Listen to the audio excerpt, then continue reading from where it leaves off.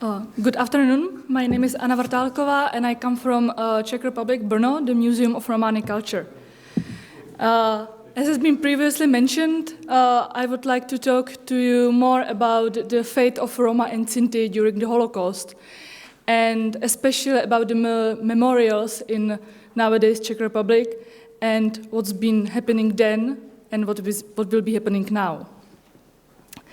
Just shortly, because most of it was already mentioned by my colleague Gerhard, the persecution of Roma little bit started even before the war. Some of the laws, as it mentioned in the presentation, for example, the law from 1927, was saying that all the Gypsies, all the Roma and Sinti, are supposed to have the legitimation and that they are under the state supervision. Before the war, there was approximately 70,000 or 100,000 of Roma and Sinti in the Czechoslovakia. Most of them lived in current Slovakia. There were small differences between the Roma and Sinti in Bohemia and in Moravia, which is really important for what happened during the Second World War. The Roma and Sinti in Moravia were mostly settled.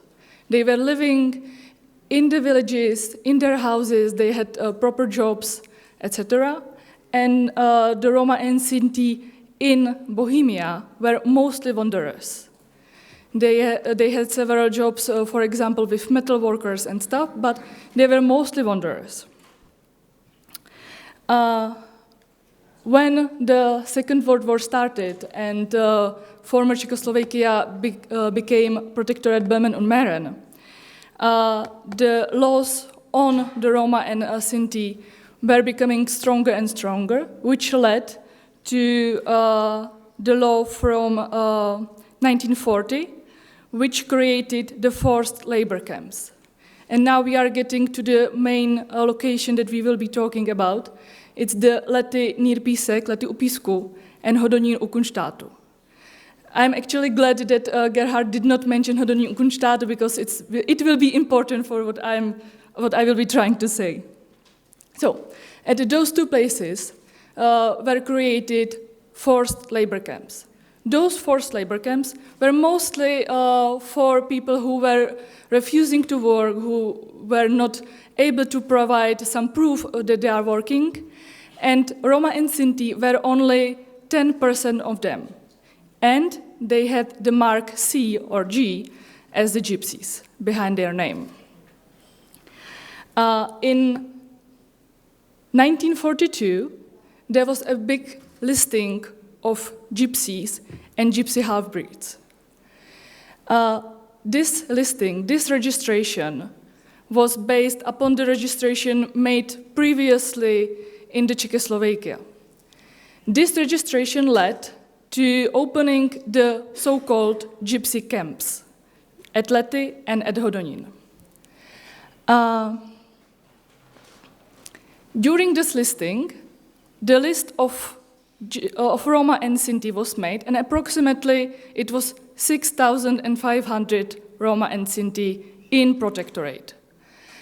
Some of them, from this point, at this day, were sent right into the so-called Gypsy camps. The others, who were able to provide some proof of their work, were for some time left on the freedom, but lately in 1943 they were sent directly to the Auschwitz-Birkenau. Those who were not able to provide some proof, and it's not just it, but mostly, their whole families were sent into the so-called Gypsy camps. On the picture above, you can see the painting of the so-called Gypsy camp at Lety, and above is Hodonín. The postcard is actually one of our most precious treasure because you can see there there is a small view on the so-called Gypsy camp. This is the only photo that we have of this camp, of this concentration camp.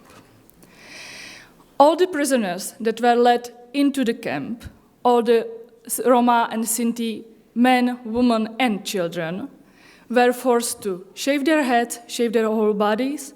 They had lost all the property.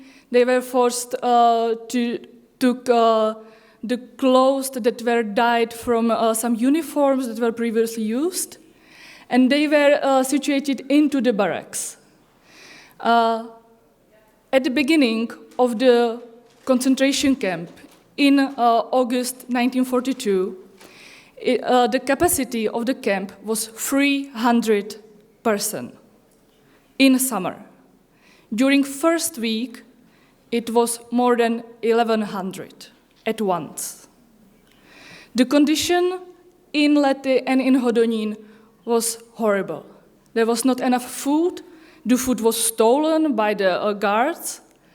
There was no heating possibilities, no way to clean themselves, and they were forced to hard labor during all day, 10 to 12 hours per day. For example, building the roads or at the mines or at the quarry. There is no surprise that really soon the situation became impossible for survival.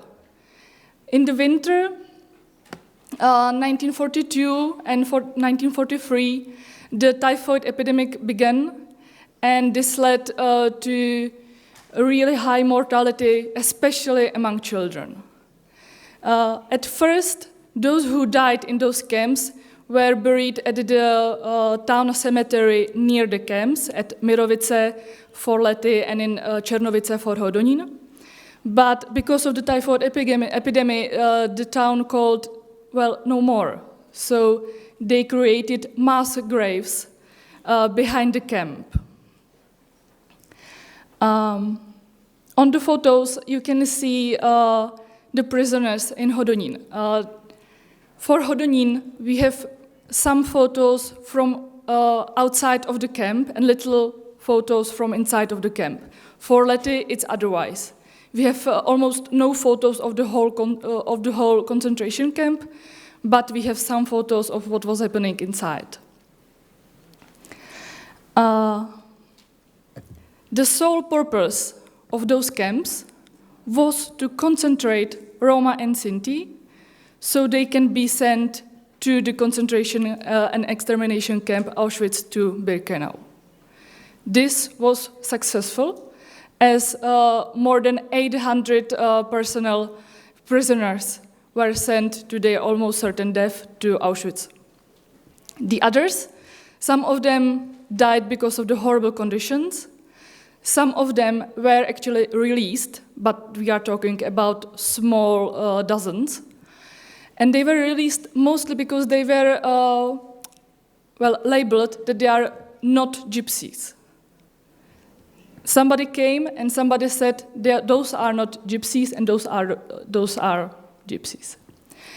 The main transport to Auschwitz were, according to the Auschwitz Erlass, in the winter of 42, and the transport were made in May 43 from Lety and in August 43 from Hodonín.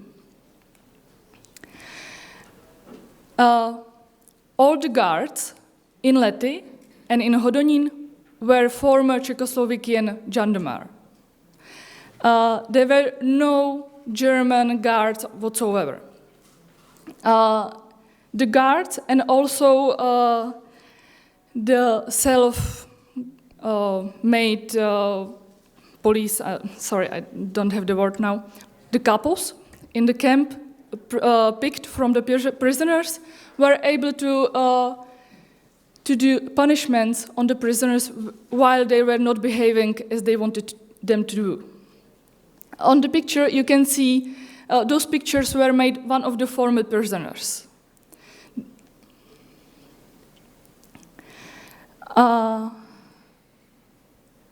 So, those were the conditions in Lety and in Hodonín. But what happened after the war? For those two sites, it's really different, because if we are talking about lety near písek, lety u písku, some of you may already heard about it. In the 60s, we are not sure who actually raised the cross above. There are some guesses that it was the Gypsy Roma Union who was established in Brno, or that was actually the prisoners in Lety while the camp was still working. But the camp was closed in 1943, everything was burned down, so nothing was left on the place. Only small spaces was visible from above, but there was nothing left. In 17th, on the same place where the camp was built the pig farm.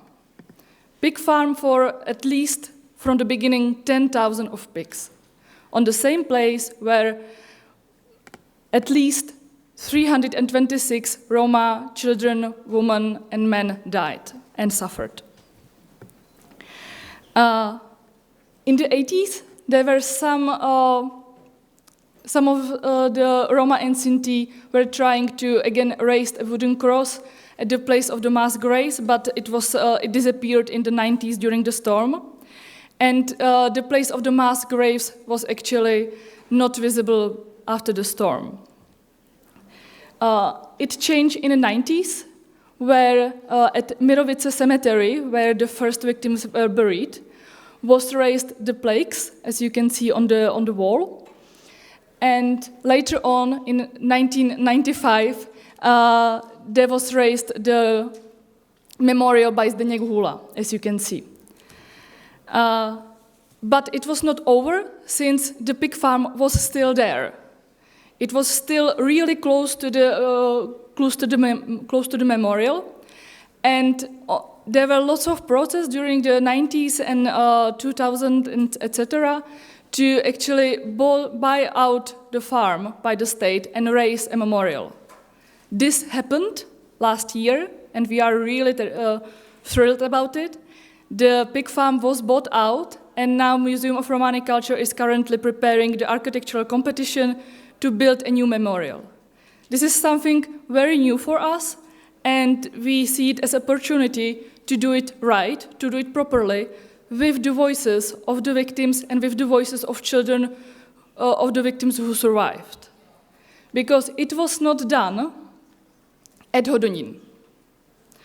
Hodonín, even during the war, when the camp was abolished, there was a place for units of Wehrmacht, army hospital for the Red Army and Romanian Royal Army, and after the war it was place for all Germans who cannot be expelled after the war.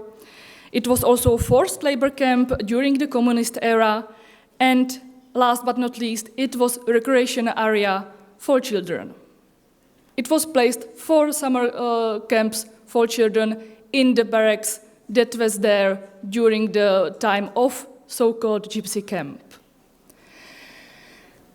In 2009, the area was bought out, mostly because Museum of Romani Culture really forced the government to do so, and it was given to the National Museum in Prague. They were starting to build a memorial.